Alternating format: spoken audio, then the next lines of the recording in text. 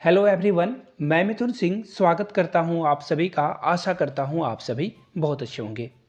First question आपके सामने ये रहा, 1911 में क्या हुआ था। चार घटनाएं आपके सामने ऑप्शन में दिख रही होगी। आपको बताना 1911 में क्या हुआ था। तो देखिए, इसे समझ लीजिए आप।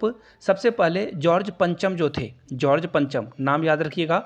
जॉर्ज पंचम और इनकी जो महारानी थी मैरी, ये कहाँ आई थी? ये आई थी इंडिया।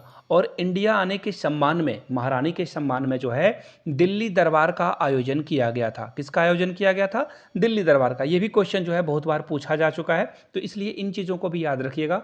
और इसी दिल्ली दरबार में 1 अप्रैल को, याद रखिएगा, 1 अप्रैल को, 1 अप्रैल 1911 को जो है दिल्ली को भारत की नई राजधानी घोषित कर दी गई थी। और कहाँ से घोषित की गई थी ये भी क्वेश्चन पूछा जाता है, याद रखिएगा, कोलकाता से। उस समय कलकत्ता हुआ करता था, अब ये कोलकाता है। ठीक है, चलिए आगे बढ़ते हैं। यानी कि आपका राइट आंसर क्या हो जाएगा? Option number 2।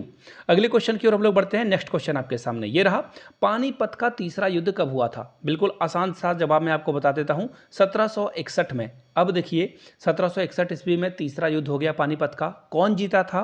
तो यहाँ पे अब अहमद शाह अब्दाली जो है वो ये युद्ध जीत चुका था, लेकिन हारा इसमें कौन था? तो इसमें मराठों की हार हुई थी। किसकी हार हुई थी? मराठों की हार हुई थी। याद रखिएगा इस बात को। ठीक है, चलिए आगे बढ़ते हैं नेक्स्ट क्वेश्चन की ओर। भारत जो है किस दिन गणराज्य घोषित हो गया? तो देखिए, भारत जो है 15 अगस्त को गणराज्य घोषित नहीं हुआ था। इस दिन इसे स्वतंत्रता प्राप्त हुई थी। गणराज्य होने का मतलब है आपके पास एक संविधान है, नीति नियम कानून है आपके देश में। तो गणराज्य जो है भारत 26 जनवरी 1950 को घोषित हो गया था। 4 इसका राइट आंसर है। लेकिन एक और बात आपको याद रखना है, हम लोगों ने जो है 26 नवंबर 1949 को ही संविधान को अंगीकार कर लिया था, लेकिन इसकी फाइनल घोषणा 26 जनवरी 1950 को हुई थी। इन चीज़ों को ध्यान रखिएगा, क्वेश्चन बहुत बार इस तरह के पूछे जाते हैं। चौथे क्वेश्चन की ओर बढ़ें उससे पहले आप लोगों से मैं 3 प्रश्न पूछना चाहूँगा। नीचे कमेंट करके इसका सारे लोग जवाब दीजिएगा। आपको बताना है चीन की राजधानी का नाम। देखिए, करंट अफेयर्स भी मैं आप लोगों को कराऊंगा। अगर आपको करंट अफेयर्स चाहिए तो नीचे कमेंट करके करंट अफेयर्स जरूर लिखिएगा। पहला सवाल है चीन की राजधानी का नाम आपको बताना है। दूसरा सवाल, नेपाल की राजधानी का नाम आपको बताना है। ठीक है। तीसरा क्वेश्चन आप लोगों के सामने ये रहा, भारत का नहीं, बिहार का शोक किस नदी को कहा जाता है? बिहार का शोक जो है किस नदी को कहा जाता है? नीचे कमेंट करके तीनों सवालों का जवाब आप लोग जरूर दीजिएगा। ठीक है, नहीं पता तो गूगल से ढूंढ के जरूर दीजिएगा। फिलहाल क्वेश्चन नंबर 4 की ओर बढ़ते हैं। संविधान के मौलिक अधिकारों में कौन से अधिकार को शामिल नहीं किया गया है? तो देखिए, यहाँ पे समानता का अधिकार को भी शामिल किया गया है, स्वतंत्रता के अधिकार को भी शामिल किया गया है, शोषण के विरुद्ध अधिकार को भी शामिल किया गया है, लेकिन काम पाने का अधिकार जो है आपको मौलिक अधिकार के श्रेणी में नहीं रखा जाता है। तो भैया, कौन कौन से अनुच्छेद में किसे किसे रखा गया है? तो देखिए, समानता का अधिकार आपको मिलेगा 14 से 18वें अनुच्छेद में। ठीक है, याद रख लीजिएगा। और अगर मैं आज के बोलचाल की भाषा में बोलूं तो घोंट के पी जाइए आप। ठीक है, अनुच्छेद स्वतंत्रता का अधिकार जो है ये जो 11 से लेकर कहाँ तक है, 22 अनुच्छेद तक आपको मिलेगा। और शोषण का अधिकार, शोषण के विरुद्ध आवाज उठाने की जो अधिकार है आपको 23 से 24 अनुच्छेद में मिल जाएगा। इसे याद रख लीजिएगा, this is very very important question. चलिए आगे बढ़ेंगे क्वेश्चन नंबर 5 की ओर। राज्यसभा सदस्यों का कार्यकाल कितने वर्षों का होता है? बहुत ही आसान सा सवाल है, लेकिन आंसर तो पहले आप लोगों को सभी को पता है, 6 साल। लेकिन राज्यसभा में टोटल 12 सदस्यों को, 12 मेंबर्स को जो है यहाँ पे मनोनीत किया जाता है। ठीक है, 12 सदस्यों को कौन मनोनीत करता है? राष्ट्रपति। लेकिन याद रखिएगा, राष्ट्रपति इसे मनोनीत तो कर देता है, लेकिन जो पार्टी सरकार में होती है उनके द्वारा जो सदस्यों का नाम रखा जाता है उन्हें ही चयनित किया जाता है। अब किन सदस्यों को चयनित किया जाएगा? जैसे खेल जगत से कोई मशहूर खिलाड़ी है, साहित्य जगत से कोई मशहूर खिलाड़ी है, कला के क्षेत्र से कोई मशहूर खिलाड़ी है, समाज सेवी है, उसे जो है यहाँ पे मनोनीत किया जाता है। और कुछ और चीज़ें राज्यसभा के बारे में देख लेते हैं जो कि इंपॉर्टेंट है, वेरी वेरी इंपॉर्टेंट है, जो कि एग्जाम में आ सकता है। तो देखिए, यहाँ पे राज्यसभा की मैक्सिमम जो मेंबर हो सकते हैं, मैक्सिमम मेंबर वो कितने होंगे? 250। और अभी कितने हैं, तो अभी 245 हैं। अभी कितने हैं, 245। ये करंटली की बात मैं कर रहा हूँ, मैं फुल नहीं लिखूंगा, शॉर्ट में ही लिख देता हूँ। करंटली 245 है, मैक्सिमम 250 तक हो सकते हैं। और हर 2 सालों में, ये भी याद रखिएगा, क्वेश्चन ये भी पूछा जाता है, हर 2 साल में, याद रखिएगा 2 ईयर्स में जो है 2/3 जो है सदस्यों को यहाँ पे जो है, सॉरी 1/3 को, आई एम सॉरी 1/3 को सदस्यों का जो है निर्वाचन हो जाता है और पुराने 1/3 सदस्य जो है वो विदा ले लेते हैं यहाँ से, ताकि, और इसी कारण से जो है राज्यसभा कभी भी भंग नहीं होती है। चलिए, बहुत मैंने आप लोगों को बातें बता दी, आई होप कि आपको पसंद आ रहा होगा। वाटरलू के युद्ध के बाद जो है नेपोलियन को निर्वासन में कहाँ भेजा गया था? एक्चुअली देखिए, नेपोलियन को मारा नहीं गया था। Napoleon Bonaparte is extremely great warrior, आप इनसे बहुत कुछ सीख सकते हैं।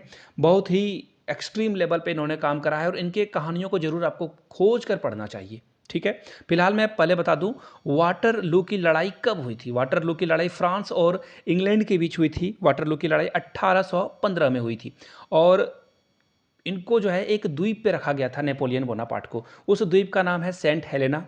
लेकिन ये जीवट इंसान इस द्वीप से भी 2-3 बार भागने की कोशिश करता है और एक बार लगभग भाग जाता है, लेकिन फाइनली 1821 में इनकी मृत्यु हो जाती है। कब मृत्यु हो जाती है? 1821 ईस्वी में। ठीक है, चलिए अब ज़्यादा नहीं इसके बारे में बात करेंगे, आगे बढ़ते हैं। कौन सा मुगल शासक सर्वाधिक धर्मनिरपेक्ष दृष्टिकोण रखता था? धर्मनिरपेक्ष यानी कि सेकुलर विचारधारा का था, हर धर्म को जो है समान नज़र से देखने की कोशिश एटलीस्ट करता था कि नहीं, ये तो समय के गर्भ में छिप गया है, जिसे निकाल पाना आज के टाइम में मुश्किल है। उस समय सोशल मीडिया नहीं थी, अदरवाइज जो है चीज़ें और ट्रांसपेरेंट हो सकती थी। खैर, कौन सा वो मुगल शासक था? तो इसका राइट आंसर है अकबर। अकबर ने दीन ए इलाही धर्म का भी जो है नींव रखी थी। दीन ए इलाही धर्म, जहाँ पे सारे लोगों के लिए सद्भावना वाली बातें यहाँ पे की जाती थी। और बहुत सारे गानों में आपने इलाही के बारे में सुना होगा, बहुत सारे गाने। अगर कोई याद आ रहा हो तो नीचे कमेंट करके बता देना। खैर, जोक्स पार्ट, आगे बढ़ते हैं।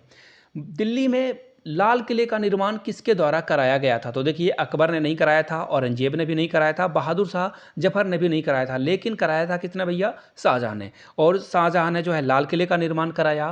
ताजमहल का भी निर्माण जो है किसके द्वारा कराया गया है? आपको पता ही है, ताजमहल कहाँ पे है? आगरा में स्थित है, जो शाहजहां के द्वारा निर्माण में लाया गया था। किसके याद में? अपनी पत्नी या फिर अपनी बेगम मुमताज़ महल के जो है उनको उन्होंने शपथ, एक्चुअली जो है प्रोमिसेस कर दी थी कि मैं आपके लिए जो है एक मकबरा बनाऊंगा। महारानी विक्टोरिया उस समय ब्रिटेन की शासक थी जब, देखिए ये कब हुआ था आप लोगों को पता है? 1857 में, जब सैनिक विद्रोह इंडिया में हो गया था और भारतीय स्वतंत्रता संग्राम का जो प्रथम संग्राम इसे कहा जाता है, तो बहुत सारे लोग मारे गए, सेना भी विफल हो गई थी, बहुत लोग भी जो है ब्रिटिश सरकार के खिलाफ जो है हो गए थे। तो ऐसे में जो ईस्ट इंडिया कंपनी थी उसकी बागडोर जो है विक्टोरिया के हाथों में आ गई थी। तो ये कब आया था, ये आपको बताना है। तो फिलहाल इसका राइट आंसर क्या हो जाएगा? भारत को प्रत्यक्ष रूप से क्राउन के शासन के अधीन लाया गया था। किसके? देखिए यहाँ पे राजा रानी के अधीन। ईस्ट इंडिया कंपनी को यहाँ पे जो है बागडोर छोड़नी पड़ गई थी। ठीक है, चलिए आगे बढ़ते हैं। मुस्लिम लीग ने भारत के विभाजन की मांग सबसे पहले कब की थी? ये क्वेश्चन है, बहुत ही लाजवाब क्वेश्चन है। ये किया गया था, देखिए सबसे पहले मैं आपको बता दूं, 1940 ईस्वी में। कब किया गया था? 1940 में। अब देखिए किस अधिवेशन में, ये भी सवाल पूछा जाता है और इस बार तो 5-5 ऑप्शन है ना, तो याद रखिएगा ये किया गया था लाहौर अधिवेशन में। कब किया गया था? लाहौर अधिवेशन में। बाय द वे, आपने 10 क्वेश्चन देख लिया और अगर मेरे पढ़ाने के तरीके से आपको संतुष्टि मिल रही है तो एक लाइक का बटन जरूर दबा दें और अपने किसी 2-3 दोस्तों तक इस वीडियो को शेयर कर दें जो बीपीएससी की तैयारी कर रहे हैं। बाय द वे, अगर आपको ईवीएस की क्लासेस चाहिए तो ईवीएस पे जो है, ईवीएस आप कमेंट में लिखोगे और टॉप 100 उसी में लिख देना, तो टॉप 100 क्वेश्चन ईवीएस की एक वीडियो कल डल जाएगी, ऐसा मैं प्रॉमिस करता हूं। संडे है, आई विल वर्क हार्ड। चलिए आगे बढ़ते हैं। अगला क्वेश्चन देखिए, भारत का राष्ट्रीय फूल, देखिए के यहाँ पे लिखा गया but sorry for that. Bharat का राष्ट्रीय फूल क्या है? अब बोलोगे भैया इतने आसान क्वेश्चन तो नहीं आते एग्जाम में। बिल्कुल सही है, भारत का राष्ट्रीय फूल कमल है, लेकिन कैच यहाँ पे है दोस्तों, अब आपसे ये पूछ लिया जाए कि भारत का राष्ट्रीय फूल इसे कब घोषित किया गया, तो आप जो है थोड़ी से परेशानी में पड़ोगे। खैर कोई नहीं, हम हैं 24 जनवरी 1950 को। कब? 24 जनवरी 1950 को राष्ट्रीय फूल का जो है इसकी घोषणा की गई थी भारत सरकार के द्वारा। चलिए आगे बढ़ते हैं। कथकली किस प्रदेश की नृत्य नाटिका है? यानी कि कथकली जो है किस राज्य में जो है ये नृत्य बहुत प्रसिद्ध है, यहाँ के लोगों के द्वारा ये डांस किया जाता है? तो ये केरल का डांस फॉर्म है। कहाँ का है? केरल का डांस फॉर्म है, याद रखिएगा। कहाँ का? केरल का ये डांस फॉर्म है। अब आप लोगों के लिए होमवर्क है, आंध्र प्रदेश, कर्नाटका, तमिलनाडु की लोक नृत्य क्या है? नीचे कमेंट करके राज्य का नाम लिख दीजिए, बगल में नृत्य का भी नाम आप लिख दोगे। चलिए आगे बढ़ते हैं। देश का सबसे बड़ा बंदरगाह कौन है? बहुत ही आसान सा सवाल है, मुंबई है। ठीक है भैया, लेकिन कांडला कहाँ का बंदरगाह है? मद्रास कहाँ का है? तमिलनाडु का। कहाँ है? तमिलनाडु का। विशाखापट्टनम के बारे में याद रखिएगा, देश का सबसे गहरा बंदरगाह कहाँ है? विशाखापट्टनम में। ठीक है, और कांडला जो है वो गुजरात में है। कहाँ पे है भैया? गुजरात में। ठीक है, भैया भी और बहना भी, जेंडर जो है बायसनेस नहीं रखनी है, सभी भाई बहन सभी बराबर बराबर। ठीक है, चलिए आगे बढ़ते हैं। भैया कहने का मतलब होता है आप सभी लोग। ठीक है, कावेरी जल विवाद जो दो राज्यों के बीच में है, उनका नाम बताना है आपको। तो देखिए ये बहुत ही क्लासिकल केस है, बहुत लोगों के बीच में जो है ये विवाद का कारण भी है। एक्चुअली दो राज्य हैं यहाँ पे, लेकिन कुछ और भी पार्टी यहाँ पे शामिल है, उसके बारे में भी मैं बता दूं। बार बार ये सवाल एग्जाम में आता है। कर्नाटका और तमिलनाडु जो है इसके बीच में डिस्प्यूट है कावेरी जल विवाद को लेकर। ठीक है, लेकिन इसमें पांडिचेरी या फिर पुदुचेरी, इंग्लिश में पुदुचेरी बोला जाता है, पुदुचेरी और केरला भी इसमें पार्टी है। लेकिन याद रखिएगा पुदुचेरी जो है यूनियन टेरिटरी है। क्या है? यूनियन टेरिटरी, यानी कि केंद्र शासित राज्य। आगे देखिए, भारतीय राष्ट्रीय कांग्रेस के प्रथम प्रधान कौन थे? प्रधान से डरना नहीं है, अध्यक्ष कौन थे ये बताना है आपको। बहुत ही आसान सा सवाल है। WC बनर्जी, यानी कि आंसर क्या हो जाएगा? 4 नंबर। क्या हो जाएगा? 4 नंबर। बट कब इसकी स्थापना की गई है ये पूछ लिया जाएगा तो क्या आप मुंह बना लोगे? बिल्कुल नहीं। 1885। कब स्थापना की गई है? 1885। किसके द्वारा? A.O. ह्यूम के द्वारा। स्थापना कब की गई? 1885, A.O. ह्यूम के द्वारा। पहले अध्यक्ष या प्रधान WC बनर्जी थे। क्लियर हो गई बातें? इसका फिलहाल राइट आंसर क्या होगा? Option number 4। आगे बढ़ेंगे इसी के साथ। क्वेश्चन नंबर 16, राष्ट्रपति जो है सर्वोच्च न्यायालय के किसी न्यायाधीश को पद से कब हटा देता है? तो देखिए जब दोनों सदनों में, याद रखिएगा, जब दोनों सदनों में उसके खिलाफ प्रस्ताव पारित हो जाता है। देखिए थोड़ा सा एक्चुअली इसमें थोड़ा सा मैस हो गया है। जब संसद के दोनों सदन यानी कि लोकसभा और राज्यसभा में उसके खिलाफ 2/3 से जो है मेजोरिटी से उसे हटाने की अनुशंसा की जाए तब। चलिए आगे बढ़ते हैं। सर्वोच्च न्यायालय के न्यायाधीशों का अवकाश ग्रहण यानी कि रिटायर होने का समय क्या है? तो देखिए सर्वोच्च न्यायालय, सुप्रीम कोर्ट की बात की जा रही है 65। लेकिन अगर यहाँ भैया उच्च न्यायालय हाई कोर्ट की बात की जाए, किसकी? हाई कोर्ट की बात की जाए, तो आपको याद रखना है हाई कोर्ट के जजों की जो रिटायर की एज है वो 62 ईयर्स है। ठीक है ना? चलिए आगे बढ़ लेते हैं। किसी राज्य विधानसभा में कुल कितने सदस्य हो सकते हैं? ठीक है, बहुत अच्छा सवाल है। तो याद रखना, कोई भी राज्य हो जाए, कितना भी बड़ा क्यों ना हो जाए, चाहे वो राजस्थान हो चाहे वो यूपी हो, लेकिन 500 से अधिक सदस्यों को, 500 से ज़्यादा एमएलए नहीं बन सकते हैं। 500 से ज़्यादा एमएलए नहीं बन सकते हैं, विधायक। और मिनिमम कितने हो सकते हैं ये भी सवाल पूछा जा सकता है आपके एग्जाम में। तो मिनिमम याद रखना है 60। कितने? 60 एमएलए। क्लियर होगी बातें? आंसर आपका होगा 3 नंबर। चलिए इसी के साथ बढ़ेंगे क्वेश्चन नंबर नेक्स्ट की ओर। भारत में नागरिकता जो है यानी सिटीजनशिप कैसे मिलता है? तो देखिए भारत में नागरिकता आपको कैसे मिलेगी? जन्म के आधार पर मिलता है, रक्त का संबंध के भी आधार पर मिलता है, और दोनों का वर्णन आपको ऑप्शन 3 में मिलेगा। तो ये दोनों ऑप्शन इनकरेक्ट हो जाएंगे ऑटोमेटिकली, और सबसे करेक्ट ऑप्शन क्या हो जाएगा? Option number 3। चलिए आगे बढ़ते हैं क्वेश्चन नंबर नेक्स्ट की ओर। केंद्रीय मंत्रीगण किसके प्रति उत्तरदायी होते हैं? यानी कि जो केंद्र में मंत्री हैं, जैसे कि अभी नितिन गडकरी साहब हैं जो कि जो है रोड एंड ट्रांसपोर्टेशन मिनिस्टर हैं। इसी तरह से हमारे जयशंकर साहब हैं, जयशंकर साहब जो कि विदेश मंत्री हैं, जिसे कि एक्सटर्नल अफेयर मिनिस्टर भी कहा जाता है, EAM। अब ये किसके प्रति उत्तरदायी होते हैं? प्रधानमंत्री, लोकसभा, राज्यसभा या राष्ट्रपति? तो देखिए बहुत ही प्यारा सा सवाल है, बहुत बार ये एग्जाम में आ चुका है। इसका राइट आंसर है लोकसभा। वो लोकसभा के सदस्य होते हैं, तो लोकसभा के प्रति वो उत्तरदायी होते हैं। चलिए आगे बढ़ते हैं अगले क्वेश्चन की ओर। भारत के प्रधानमंत्री के रूप में नियुक्ति के समय, देखिए जब इनको नियुक्त किया गया था तो राज्यसभा के सदस्य थे। तो याद रखिए मनमोहन सिंह ने कोई इलेक्शन नहीं लड़ा है, बार बार वो राज्यसभा से मनोनीत होकर आते थे। एक नाम तो आपको पता हो गया, 3 लोगों के नाम मैं बताऊंगा, एक तो इसमें आंसर भी है। पहला नाम मनमोहन सिंह की बात हो गई। दूसरा नाम कौन सा है भैया? दूसरा नाम है इंदिरा गांधी का, जो कि आपके ऑप्शन में है। तीसरा नाम है HD देवगौड़ा। ठीक है, HD देवेगौड़ा।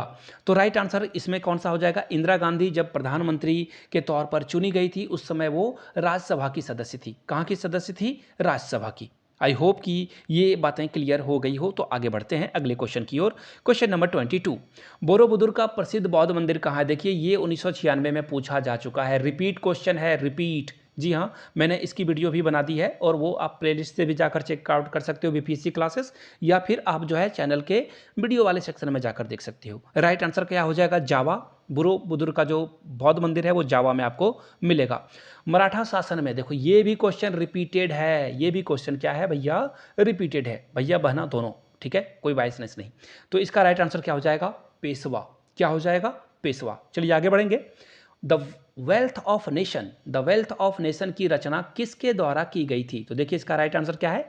Adam Smith. इनको जो है इकोनॉमिक्स का फादर भी कहा जाता है, पिता भी कहा जाता है, अर्थशास्त्र का पिता के रूप में जाना जाएगा एडम स्मिथ को। भारत भारती के लेखक कौन है? बहुत ही आसान सा सवाल है। भारत भारती के लेखक हैं मैथिली शरण गुप्त, यानी कि ऑप्शन नंबर 4 के साथ चलना था आपको, ठीक है।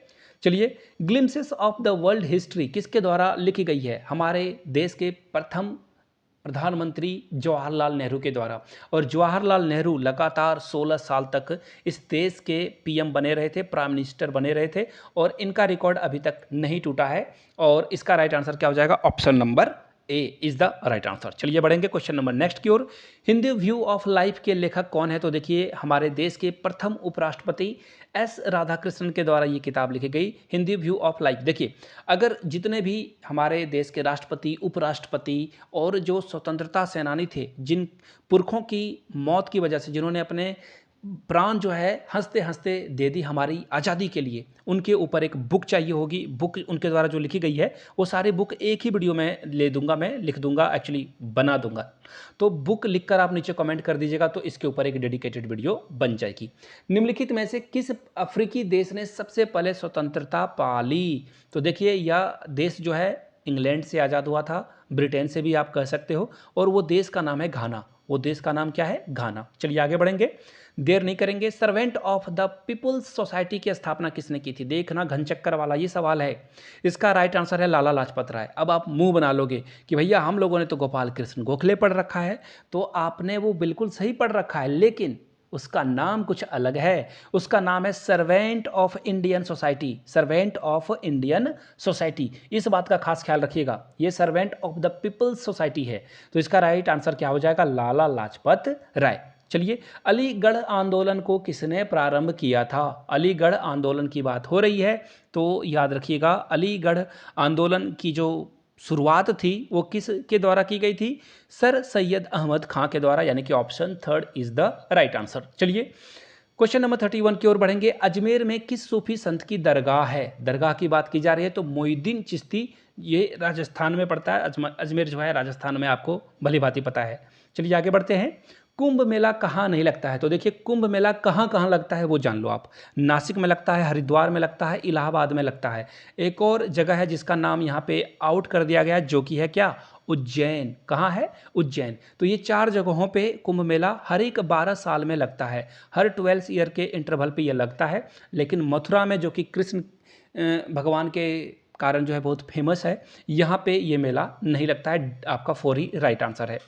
राज्य की उत्पत्ति के सामाजिक समझौता 211 के सिद्धांत के प्रमुख प्रतिपादक कौन थे? तो सीधा सीधा सवाल है, सीधा साधा जवाब है लॉक। याद रखिएगा लॉक। बर्मा यानी कि म्यांमार किस प्रकार की शासन प्रणाली है? वहाँ पे क्या डेमोक्रेसी है, यानी कि लोकतांत्रिक सरकार है, राजा यानी कि राजतंत्र, डिक्टेटरशिप, या क्या है? तो देखिए अभी के समय में 2023 की अगर मैं बात करूं तो इसका राइट आंसर हो जाएगा, वहाँ पे मिलिट्री कू हो चुका है। मिलिट्री कू का मतलब होता है वहाँ पे जो सरकार चुनी गई थी उसे हटा दिया गया है। कूप नहीं पढ़ना है, कू पढ़ा जाता है इसे, क्लास 9th में आपने पढ़ा होगा। तो अब भी फिलहाल सैनिक शासन है, लेकिन 2016 में यहाँ पे 16 में जो है लोकतांत्रिक सरकार की स्थापना हो गई थी, लेकिन 2023 में फिर से सैनिक शासन यहाँ पे लगा दिया गया है, और पिछले 2-3 सालों से सैनिक शासन ही चल रहा है।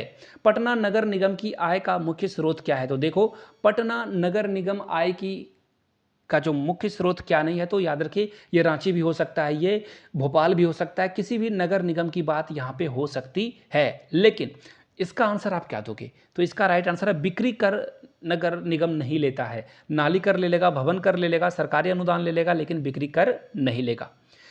भारतीय संविधान में स्वतंत्रता के अधिकार में कौन सी स्वतंत्रता शामिल नहीं है? अभिव्यक्ति यानी कि फ्रीडम ऑफ स्पीच है भैया। आने जाने की स्वतंत्रता, बिल्कुल आप कहीं भी आ सकते हो, व्यवसाय भी आप ला सकते हो, कर सकते हो, लेकिन संपत्ति रखने का अधिकार आपके पास नहीं है। और इसे कब हटाया गया? संविधान के 44वें जो है संविधान के 44वें संशोधन के द्वारा इसे हटा दिया गया है। कब हटाया गया? 1978। बहुत बार ये रिपीटेड क्वेश्चन रहा है, बार बार ये सवाल एग्जाम में आया हुआ है। आगे बढ़ेंगे। विश्व का सबसे बड़ा महाद्वीप कौन सा है? बहुत ही आसान सवाल, एशिया है। कौन है? एशिया है। पृथ्वी का एकमात्र स्वाभाविक यानी कि नेचुरल उपग्रह कौन है? तो चंदा मामा, यानी कि राइट आंसर क्या हो जाएगा? ऑप्शन 2 चंद्रमा इज द राइट आंसर। लेकिन सूर्य क्या है? सूर्य जो है एक स्टार है। सूर्य क्या है? एक स्टार है, जिसे हम लोग क्या बोलते हैं? तारा बोलते हैं। क्या बोलते हैं? तारा। और सूरज जो है नज़दीक है, इसलिए आपको बड़ा बड़ा दिखाई पड़ता है, और अन्य तारे आपको दिखाई नहीं पड़ते हैं। कॉफ़ी का सबसे बड़ा उत्पादक देश ब्राज़ील। सीधा सीधा जवाब है। ठीक है, चलिए आगे बढ़ते हैं। सवारी के लिए प्रयोग में लाए जाने वाली मोटर कारों का मूल उत्पादक कौन है? मूल उत्पादक यानी कि सबसे पहले कहाँ शुरू हुआ था? यूएसए, अमेरिका, जिसे यूनाइटेड स्टेट ऑफ अमेरिका भी कहा जाता है। महाबलीपुरम के मंदिर, देखो रिपीटेड क्वेश्चन है, 1996 में भी इसे पूछा गया था। पल्लव कहाँ है? देख लो, ढूंढो ढूंढो, ये रहा। ऑप्शन 2 आपका करेक्ट आंसर हो जाएगा। चलिए आगे बढ़ेंगे। नीदरलैंड की मुद्रा को क्या कहते हैं? नीदरलैंड की मुद्रा, ये चारों ऑप्शन इनकरेक्ट है। नीदरलैंड जो है यूरोपियन संघ का जो है शामिल देश है, और यूरो इसकी मुद्रा का नाम है। ठीक है। विश्व जनसंख्या दिवस, बिल्कुल आसान तरीका याद रखने का, 1 और 1 मिलेंगे तो 11 बच्चे पैदा कर देंगे। ट्रिक है, बुरे तौर पे इसे मत लेना। 11 जुलाई इसका राइट आंसर है। 1 और 1 11, जनसंख्या बढ़ने की बात हो रही है। 1 और 1 11। खगोलीय पिंड जो है, इस ज्ञान को क्या कहा जाता है? इसे कहा जाता है, देखो, ज्योतिष विज्ञान नहीं कहेंगे, खगोल विद्या नहीं कहेंगे, भौतिक ज्योतिषी नहीं कहेंगे, खगोल भौतिकी कहा जाता है। इसे क्या कहा जाता है? एस्ट्रोनॉमिकल फिजिक्स बोला जाता है। ठीक है। गीत सेठी का संबंध किससे है? पिछले बार भी ये एक्चुअली 96 का भी ये सवाल है, रिपीटेड क्वेश्चन है। तो देखिए, इसे कहा जाता है बिलियर्ड्स जो है गीत सेठी का जो है खेल है। किस खेल का आरंभ इंग्लैंड में हुआ था? कितना आसान सा सवाल है। क्रिकेट, ये भी रिपीटेड क्वेश्चन है। कोणार्क मंदिर, ये भी रिपीटेड क्वेश्चन है, बार बार पूछा जाता है। भगवान सूर्य का जो है मंदिर है, जिसे कोणार्क मंदिर कहा जाता है। संयुक्त राष्ट्र का महासचिव कौन है? करेंटली जो संयुक्त राष्ट्र के महासचिव हैं, जिनका नाम है एंटोनियो गुतेरेस। थोड़ा सा नाम लेने में अगर गलती हुई तो माफ़ी चाहता हूं इनको। और फिलहाल के बारे में इन चारों में से ये क्वेश्चन आएगा नहीं, ये करंट अफेयर्स का क्वेश्चन था। एंथनी गुतेरेस इनका नाम है अभी के। ब्रिटेन के प्रधानमंत्री कौन है? तो ब्रिटेन के जो करंट प्रधानमंत्री हैं, जिनका नाम है ऋषि सुनक। क्या है नाम है भैया? ऋषि सुनक। और ऋषि सुनक जो है इंडियन मूल के हैं, भारतीय मूल के ओरिजिन के ये हैं। हरगोविंद खुराना को नोबेल पुरस्कार किस क्षेत्र में प्रदान किया गया है? तो इसका राइट आंसर हो जाएगा जीव विज्ञान। क्या हो जाएगा? जीव विज्ञान। अब देखिए, अगर आपको 1993 के और भी पेपर को देखना है तो नीचे कमेंट करके 1993 जरूर लिखिएगा, और जो बचे हुए 50 प्रश्न हैं, इसका जवाब जो है आपको अगले वीडियो में मिल जाएगा। वीडियो जैसा भी लगा हो, प्लीज़ फीडबैक नीचे कमेंट सेक्शन में ज़रूर दें। अपने दोस्तों, रिश्तेदारों, सहेलियों तक इस वीडियो को पहुंचाएं। ज़्यादा से ज़्यादा शेयर करें, लाइक कर दें, और कमेंट करके 1993 जरूर लिखें। चलिए, वीडियो को आपने यहाँ तक देखा, इतना प्यार दिया, इसके लिए आप सभी का बहुत बहुत शुक्रिया।